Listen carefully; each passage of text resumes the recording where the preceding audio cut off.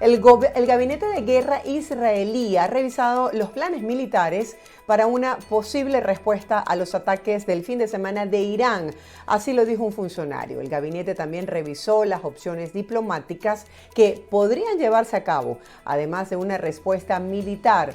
No está claro si se ha tomado una decisión sobre esta materia. Para que nos pongamos en contexto sobre esta situación, tenemos el día de hoy a Gabriel Chocrón. Él es asesor del gobierno de Israel. Gabriel, buenos días. Gracias por tu tiempo. Bienvenido.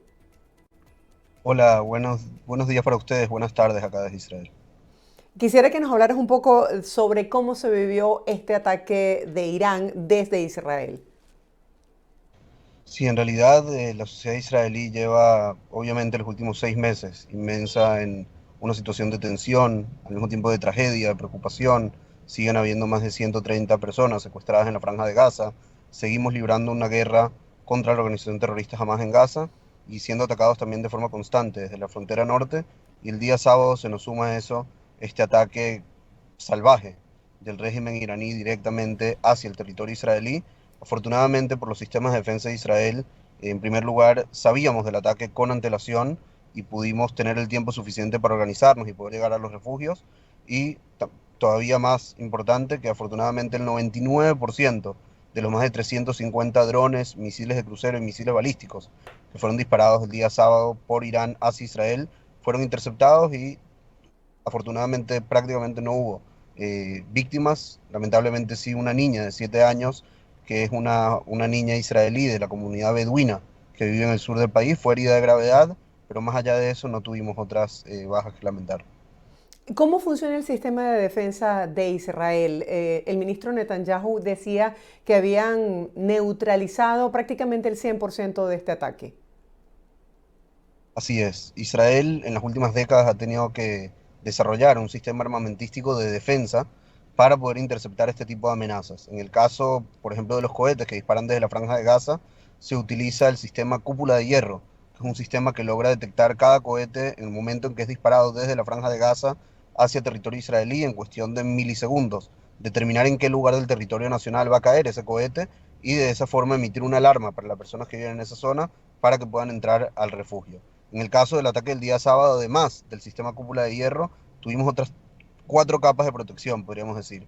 Dos de esas capas son otro sistema defensivo que se llama el sistema Arrow, que también sabe interceptar principalmente misiles y drones que vienen desde el exterior. Sobre eso, además, tuvimos la Fuerza Aérea Israelí, aviones de la Fuerza Aérea Israelí que interceptaron cohetes en el camino, misiles y drones en el camino hacia Israel, lo interceptaron con un ataque aéreo sobre esos drones y esos misiles.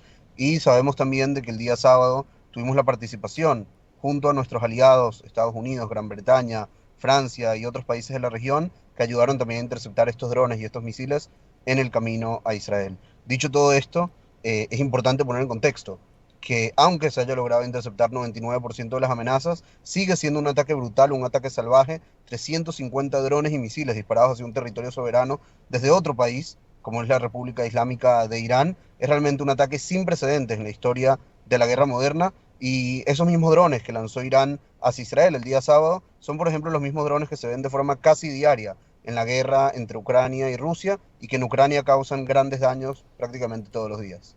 Gabriel, entendiendo este sistema de defensa de Israel, quiero hacerte esta pregunta. ¿Está al tanto? ¿Es una prueba o cuál es el mensaje que quiere dar Irán a Israel? En realidad, para poner las cosas en perspectiva, estamos hablando ahora de que este fue el primer ataque directo del régimen iraní hacia territorio israelí. Pero en la realidad Irán lleva años atacando a Israel de forma indirecta. Irán es quien financia, quien entrena, quien capacita, quien dirige a todas las organizaciones terroristas que hay alrededor de Israel, como el Hamas, que perpetró la masacre del 7 de octubre, la organización terrorista Hezbollah, que está en el Líbano, los hutíes en el Yemen y demás. Todos estos brazos largos de Irán en la región llevan años atacando a Israel de forma constante y ahora es la primera vez que Irán de alguna forma sale de detrás del escenario y pasa al frente de la tarima y ataca de forma directa a Israel. Ahora, entendiendo esta, digamos, dimensión del ataque de Irán, creo que es bastante ingenuo pensar que solamente una prueba o algo simbólico, sino que creo que realmente el objetivo de Irán era dañar de la mayor forma posible al Estado de Israel, tanto a bases militares como también a la población civil, y afortunadamente se encontró con la superioridad defensiva de Israel frente a esas amenazas. Veía ayer testimonios de la población en Irán, de gente que estaba preocupada y que dice que no respalda este tipo de ataques y que sobre todo teme por las consecuencias, es decir, el contraataque de Israel. Quisiera que nos pusieras un poco en contexto y habláramos acerca de este momento crucial para la historia. Los ojos del mundo están puestos en cuál va a ser de aquí en adelante la decisión que va a tomar Israel. Y bueno, justamente tú eres mi asesor del Ministerio de Relaciones Exteriores. Creo que aquí hablamos de dos temas sumamente importantes. Por un lado, del lado israelí, Israel tiene todo el derecho a defenderse, como lo haría cualquier otro país del mundo. Estoy seguro que si cualquier otro país fuera atacado por 350 misiles y drones, respondería a ese ataque y se aseguraría de que un ataque como ese no pueda volver a ocurrir. Al fin y al cabo, Israel no tiene por qué ser el único país en el mundo que acepta que haya otro país, también miembro de las Naciones Unidas, como lo es el régimen islámico de Irán, que dice abiertamente que su objetivo es borrar a Israel del mapa. No estamos hablando solamente de organizaciones terroristas, estamos hablando de un país miembro de las Naciones Unidas que amenaza de forma directa a Israel con borrarlo del mapa y que el día sábado vimos que esas amenazas también las está poniendo en práctica. Entonces, nosotros esperamos que nuestros aliados y sin duda todo el mundo libre pueda entender que Israel tiene el derecho a defenderse y a hacer lo que sea necesario para garantizar la seguridad de su población. Por otro lado, hablamos del pueblo iraní. Hay que recordar que el régimen islámico de Irán es un régimen que tomó el poder por la fuerza hace ya 45 años, en el año 1979, con la Revolución Islámica, y que desde ese momento ha llevado a Irán a la pobreza, ha llevado a cabo un control opresivo sobre la población. En el contexto político dentro de Irán hemos tenido prácticamente 2 años de protestas continuas de la población local en contra del régimen iraní, que iniciaron, si recuerdan, cuando el régimen iraní secuestró, torturó y asesinó a una joven iraní del propio país de Irán por no utilizar el velo en el pelo de forma adecuada. Estamos hablando de un régimen que va en contra de todos los valores y todos los derechos humanos que nosotros conocemos, y por eso es tan importante, tanto para la seguridad de Israel, como para el pueblo iraní mismo, como por los valores de la civilización occidental, que nos pongamos de frente, que levantemos la voz y que digamos que lo que hace el régimen islámico de Irán, tanto frente a nosotros como con su propia población, es totalmente inaceptable. Ya tantos meses de esta guerra, ¿cómo puede tener un día a día normal la población en Israel? ¿Cuál es, digamos, el sentimiento que se maneja día a día por parte de la ciudadanía?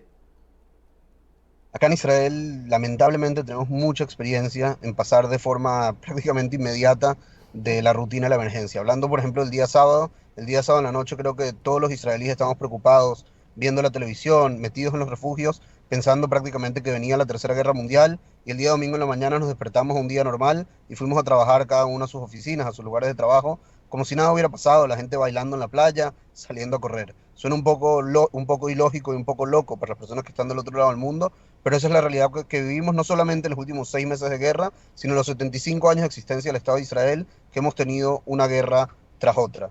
Dicho eso, cada vez que prendemos la radio, que vemos las noticias o incluso que salimos por las calles, no dejamos de ver, por ejemplo, las caras de los 133 secuestrados que siguen en la Franja de Gaza, y nos recuerda que tenemos todavía parte de nuestro pueblo sin libertad, en túneles oscuros en la Franja de Gaza, y que tenemos la obligación por ellos y también por nuestros hijos y nuestros familiares de acabar con la organización terrorista Hamas y de garantizar que lo que pasó el 7 de octubre no puede volver a ocurrir nunca más.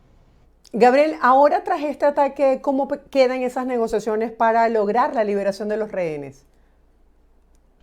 Es curioso que el mismo día sábado, mientras todo el mundo estaba pendiente del ataque de Irán hacia Israel, el Hamas dio una respuesta a la última oferta de cese al fuego que había, y fue una respuesta negativa. Es decir, el Hamas nuevamente, una vez más, incontables veces ya, volvió a rechazar una oferta de cese al fuego, prácticamente pidiéndole a Israel que se rinda ante este chantajismo del terrorismo, que deja a los secuestrados en Gaza y que Israel salga de la Franja de Gaza y deje vivo a la organización que perpetró la peor masacre de judíos desde el día 7 de octubre.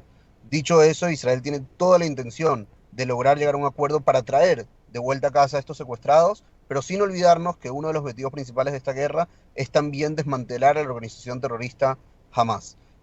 Ayer hubo reportes en la prensa que yo no puedo confirmar, pero que no es importante compartir, donde el Hamas incluso pedía 6 semanas de cese al fuego a cambio de solamente 20 personas que están secuestradas. Es decir, otras 113 personas quedarían secuestradas en la Franja de Gaza en manos de estos terroristas que hicieron la masacre, que violan mujeres, que se llevaron bebés, que se llevaron ancianos, y ellos quieren que hagamos un cese al fuego por 6 semanas solamente por 20 secuestrados. Para nosotros esto es totalmente inaceptable y creemos que el mundo tiene también que levantar su voz y decir que es una obligación moral de toda la humanidad que el pequeño Kfir Vivas, un niño de 1 año que fue secuestrado cuando tenía apenas 9 meses, pueda regresar a su casa junto a su familia. Es nuestro deber como humanidad y es lo que esperamos que el mundo diga de forma clara y no que ceda a la presión y el chantajismo de una organización terrorista como el Hamas. Ahora, la mayoría de los países del mundo han condenado este nuevo ataque y quisiera que nos hablaras un poco y nos pusieras en perspectiva. ¿Qué sigue de aquí en adelante? Recuerdo una conversación que tuvimos al inicio de esta guerra y decías que justamente se esperaba que no escalara a otros niveles con la intervención de Hezbollah o de Irán. Luego de este ataque sin precedentes, como tú señalas, ¿qué se espera? La gente teme una escalada en este conflicto a otros países. Nosotros en realidad el Estado de Israel no tiene absolutamente ningún interés en abrir otro frente de guerra. Estamos centrados en nuestra misión de acabar con la organización terrorista Hamas.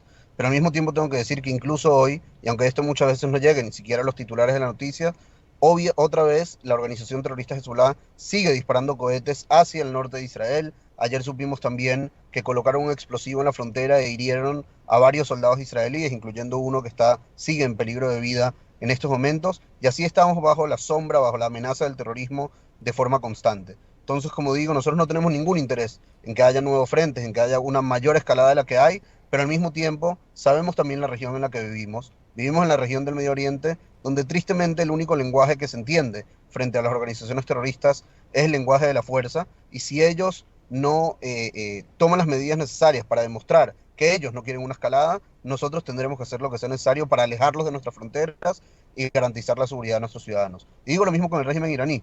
Como decía antes, al fin y al cabo, estamos frente a un régimen que dice de forma abierta que quiere borrar a Israel del mapa, que atacó con 350 drones y misiles, con más de 60 toneladas de explosivos, el territorio israelí, y aunque muchas veces en el mundo las cosas en cualquier otro contexto serían inaceptables, serían ilógicas, como por ejemplo lo que pasó el día sábado, al parecer cuando le pasa a Israel es algo lógico para algunas personas en el mundo, pero para nosotros los israelíes no. Para nosotros los israelíes estamos decididos a que queremos seguir viviendo en esta tierra, que queremos tener paz algún día y entendemos que para poder acercarnos a esa paz, lo primero que tenemos que hacer es acabar con aquellos que amenazan la paz, que financian el terrorismo, un terrorismo que también hemos visto cómo atacó en América Latina, en Argentina, en el atentado contra la Embajada de Israel en Argentina, contra la sede de la comunidad judía en la AMIA. Lamentablemente también los vemos involucrados en otras zonas de tanto del mundo como dentro de América Latina también, y sabemos que el régimen iraní es un régimen que donde va lo que siembra es muerte, terrorismo y destrucción, y estamos determinados a que no lo puedan hacer en nuestras fronteras. Ya para cerrar, ¿en qué proporción se ha avanzado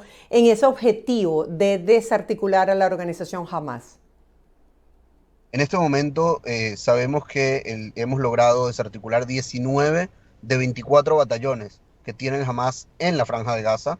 Es decir, quedan 5 batallones por desarticular. De esos 5, 4 están en la zona de Rafah, la zona más al sur de la Franja de Gaza, donde Israel dice de forma decidida que en algún momento va a actuar y va a hacer también una operación militar ahí, pero entendiendo la complejidad de que en este momento hay 1.5 millones de palestinos refugiados en la zona sur de la franja, por lo que Israel quiere crear una especie de islas humanitarias para que esos palestinos que están refugiados puedan dirigirse a ellas, puedan obtener todas sus necesidades, agua, electricidad, comida, por supuesto, y alejarse de la zona de combate para que Israel pueda terminar el trabajo y terminar de desmantelar la infraestructura terrorista del Hamas. No sabemos cuándo va a pasar eso exactamente, pero sí sabemos que la determinación de Israel es no acabar con esta guerra antes de cumplir también con el objetivo de acabar con el Hamas.